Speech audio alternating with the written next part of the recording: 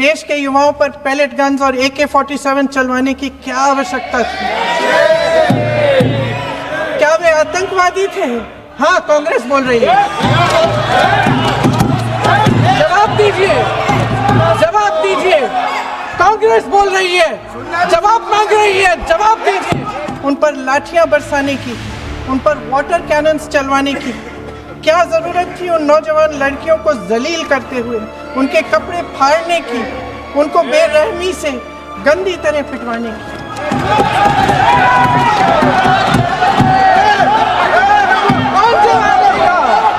कौन जवाब देगा? गृह मंत्री जी जवाब देंगे। किसने ऑर्डर दिया? किसने ऑर्डर दिया पैलेट गन्स चलाने के लिए? किसने ऑर्डर दिया? सुन लीजिए, सुन लीजिए, सुनिए। किसी की पीड़ा का मजाक नहीं उड़ाते, एक के बाद एक वीडियो बना रहे हैं। वह भी आए जिन्होंने मेरी बेटी का ये हाल किया है। कुछ दिनों पहले हम राम मनोहर लोहिया अस्पताल गए थे। पुलिस लाठीचार्ज में घायल दिल्ली की उस छात्र की स्थिति जानने के लिए जो ICU में अपनी जिंदगी की सबसे बड़ी लड़ाई लड़ रही है। हमसे कुछ ही समय पहले आदरणीय स्वास्थ्य मंत्री जी श्री JP नड्डा वहां गए थे और उनसे कुछ समय पहले अन्य नेता भी गए। जब तक हम वहां पहुंचे, उस लड़की की मां नेताओं के आने जाने से गुस्से में थी। हाँ? सुन लीजिए, सुन लीजिए, सुनिए।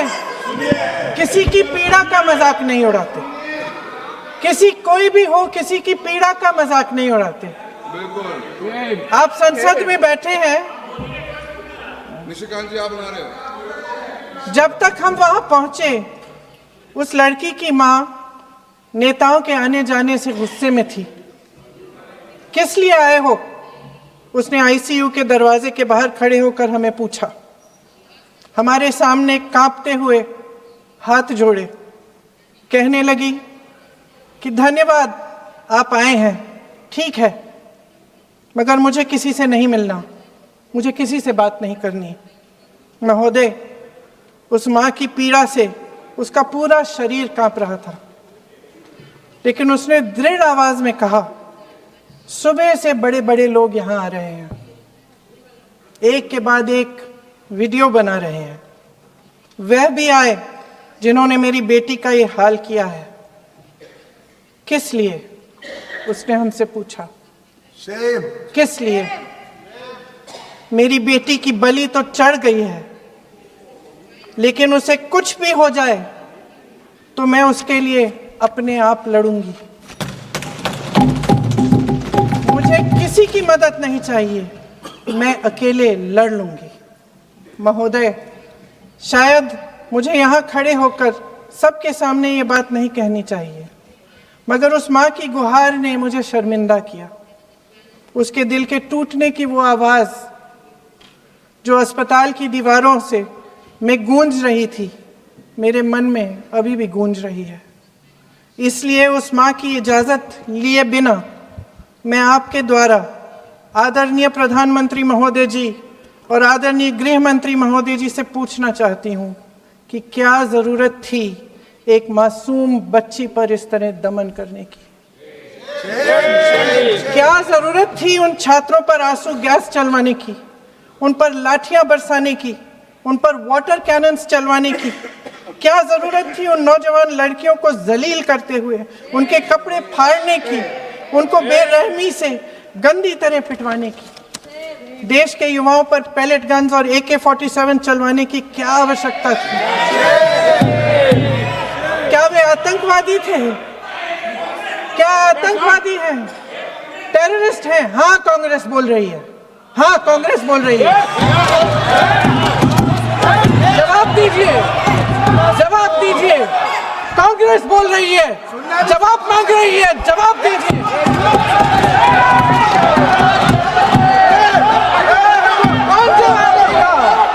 कौन जवाब देगा? गृह मंत्री जी जवाब देंगे। किसने ऑर्डर दिया? किसने ऑर्डर दिया पेलेट गन्स चलाने के लिए? किसने ऑर्डर दिया? आपके माध्यम से मैं पूछती हूं अध्यक्ष महोदय, किसने ऑर्डर दिया? प्रधानमंत्री जी ने दिया? गृह मंत्री जी ने दिया? जवाब देंगे? पूरा देश पूछ रहा है, सिर्फ कांग्रेस पार्टी नहीं पूछ रही है, पूरा देश पूछ रहा है। अध्यक्ष महोदय, देश के माता पिता पूछ रहे हैं, छात्र पूछ रहे हैं, अध्यापक पूछ रहे हैं, पूरा देश आज ये पूछ रहा है। और आपकी जिम्मेदारी बनती है कि आप इस सवाल का जवाब दें। क्यों डरते हैं आप इस देश के नौजवानों से? क्यों डरते हैं आप इस देश की बुलंद आवाज से? और उस आवाज को दबाने का हक आपको किसने दिया है? महोदय, ये सदन यहाँ बैठे हुए सांसदों की जागीर नहीं है, ये इस देश की अमानत है। यहाँ बैठे हम सब इस देश की जनता, इस देश के युवाओं, बुजुर्गों, गरीबों, अमीरों और सब धर्मों, सब वर्गों के देशवासियों के सेवक हैं। हम उनके प्रतिनिधि हैं और ये सत्ता हमें उन्होंने ही दी है। इस देश का संविधान हमारी सर आंखों पे, इस देश का लोकतंत्र सर्वोपरि है, इसे ध्वस्त करना पाप है। यह करोड़ों जनता हमसे सिर्फ एक चीज मांगती है, जवाबदेही। इंग्लिश में इसे अकाउंटेबिलिटी कहते हैं।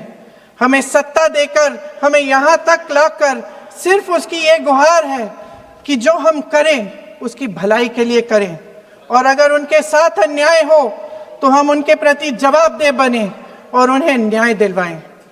पिछले दिनों हजारों बच्चे सड़क पर उतरे, उन्होंने अपनी पीड़ा व्यक्त की। गांधी जी के दिखाए हुए रास्ते पर अहिंसा और सत्य को अपने दिलों में रखते हुए, गाते, मुस्कुराते हुए शांतिपूर्वक प्रदर्शन किया। लोकतंत्र के सबसे पवित्र सिद्धांत के तहत उन्होंने अपनी आवाज उठाने का अधिकार कायम किया।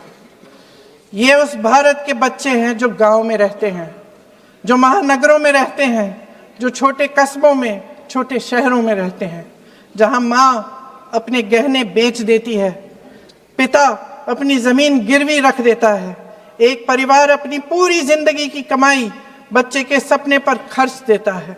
और अब उन्हीं बच्चों को लगने लगा है कि आज इस देश में मेहनत से ज्यादा बेईमानी मायने रखती है, मेरिट से ज्यादा पैसा मायने रखता है। तब सिर्फ एक छात्र नहीं हारता, उम्मीद हारती है। इन परेशान बच्चों ने अपनी उम्मीदें आपसे साझा की। उनकी मांगे क्या थी?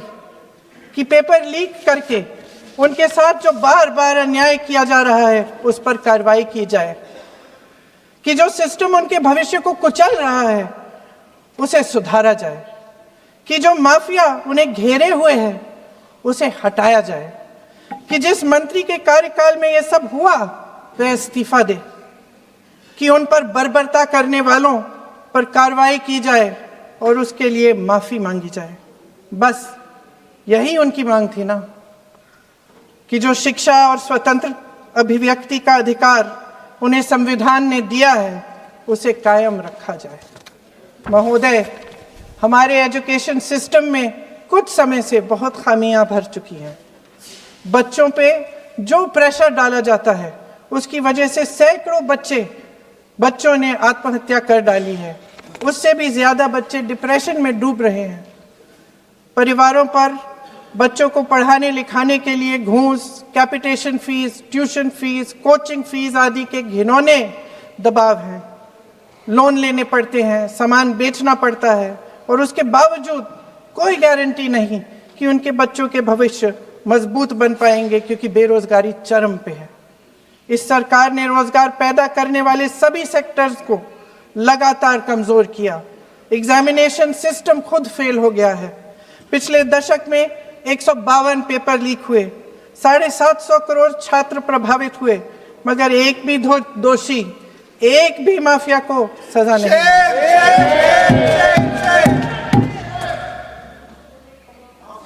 हमारे एजुकेशन में आरएसएस के प्रचारकों को भर भर कर उसे खोखला बना दिया है। जबरदस्ती एनटीए बनवाकर सिस्टम का केंद्रीकरण करके उसे और भी उलझा दिया। देश के कुल बजट में, हाँ जी, जबरदस्ती आपने अभी अभी सुना तमिलनाडु के हमारे साथी क्या कह रहे थे। देश के कुल बजट में एजुकेशन बजट की हिस्सेदारी हर साल बढ़ाने की बजाय घटती जा रही है। 1.4 लाख करोड़ रुपया का पूरा बजट एजुकेशन बजट है और 1.32 लाख करोड़ सिर्फ नीट देने वाले 22 लाख बच्चों के परिवारों से हर साल खींचा जाता है। एक और शर्मनाक आंकड़ा भी है। 1.4 लाख करोड़ रुपया हमारा पूरा एजुकेशन बजट और 16 लाख करोड़ रुपए जो मौजूदा सरकार ने बड़े उद्योगपतियों के लोन माफ किए हैं। सोचिए कि इस सरकार की प्राथमिकताएं क्या है। सच ये है अध्यक्ष महोदय कि जिस तरह अस्पताल में उस छात्रा की मां का विश्वास पूरे सिस्टम से हट गया है, उसी तरह देश के युवाओं का भरोसा इस पूरे सिस्टम से टूट चुका है। और जब इस तरह देश के भविष्य हमारे युवा निराश होकर सरकार और सिस्टम से अपना भरोसा हटा देते हैं, तो उस भरोसे को फिर से बनाने के लिए सिस्टम के अंदर से जवाब नहीं ढूंढा जा सकता, उसके दायरे से बाहर निकलना पड़ता है, नए सिरे से ठोस प्रयास करने पड़ते हैं। अफसोस की बात यह है अध्यक्ष महोदय कि इतना हो जाने के बाद भी आदरणीय प्रधानमंत्री महोदय जी और उनके साथी इस सच्चाई को समझ नहीं पा रहे हैं। वे अभी भी ये सोच रहे हैं कि पीआर, नैरेटिव चेंज और पालतू मीडिया के सहारे एक बार फिर उनकी नैया पार हो जाएगी। परसों शिक्षा मंत्री जी ने शर्मनाक परिस्थितियों में अपना इस्तीफा दिया और कल यहीं मकरद्वार पर मेरे सत्ता पक्ष के सांसदों ने जिंदाबाद के नारे चिल्लाते हुए उनका संसद में ऐसे स्वागत किया जैसे मानो कोई सुपरस्टार पहुंच गए हैं। विडंबना देखिए महोदय, जब भूतपूर्व शिक्षा मंत्री को मुकुट पहनाया जा रहा था, स्वागत हो रहा था उनका, तब महाराष्ट्र में एक परिवार पेपर लीक पीड़ित अपनी बेटी की आत्महत्या का शोक मना रहा था। आपकी सरकार ने देश के करोड़ों छात्रों को क्या संदेश दिया? आपको किस बात का गौरव है, किस बात का अभिमान है? ये कौन सा अहंकार है? जहां आंखों में शर्म होनी चाहिए वहां बेशर्मी और स्वागत के नगाड़े बजाए रह रहे हैं। एक तरफ मातम है, दुख है, यहां फूल माला डाल रहे हैं। कोई आप पर कैसे यकीन करे? प्रधानमंत्री महोदय जी ने नया शिक्षा मंत्री चुना, एक ऐसे व्यक्ति को इस पद पर आसीन किया जिसने एक गर्भवती महिला के बलात्कारियों की रिहाई पर अपनी सहमति व्यक्त की, खुशी जताई। देश की करोड़ों लड़कियों को प्रधानमंत्री जी ने इससे क्या संदेश दिया? सर, अखबारों में है, अखबार में नहीं। मेरा